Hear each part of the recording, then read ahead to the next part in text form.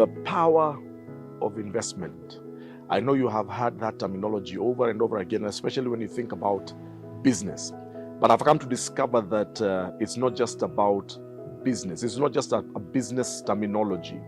There is power in investment. The Apostle Paul, in the book of Galatians chapter 6, spells out a very, very powerful principle where in chapter 6, where he says that we reap what we sow.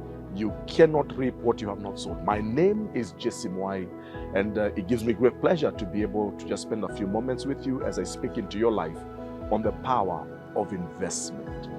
It is very important for you and I to be very, very intent on how we invest our time, what we invest in, the relationships we invest in.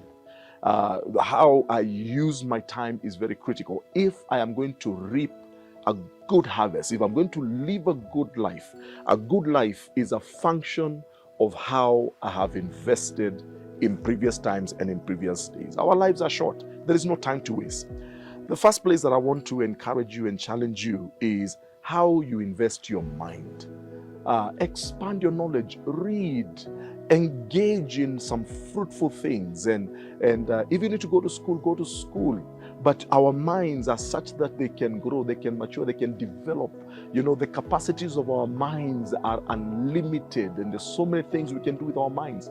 But you have to invest in it. If you keep wasting your time on the wrong things and just engaging your minds in idle talk and things that really don't add up, then at the end of the day, you cannot expect to reap a good harvest from a good mind. The second thing that you need to invest in is your heart, your emotions. I must guard my emotions.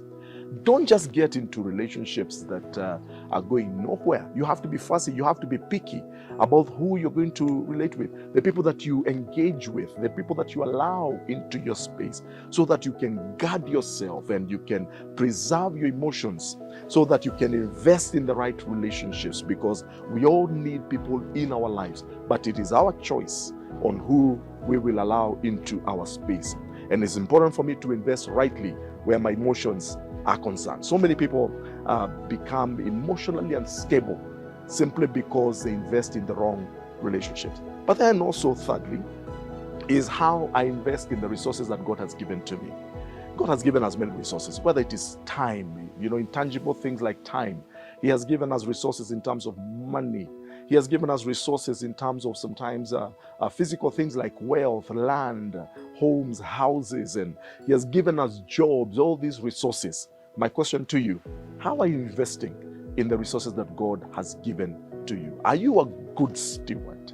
Now, remember that eventually your life will reflect how you have invested.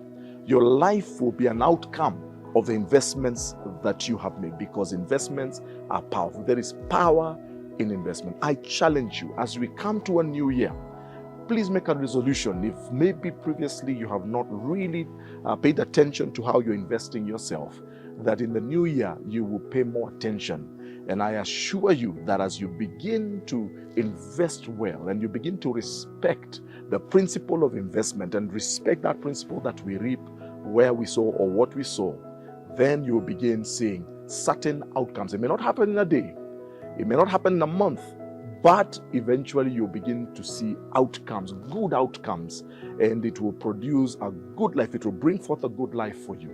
God bless you, and please, if this has challenged you and blessed you, please feel free to share it with somebody. Thank you.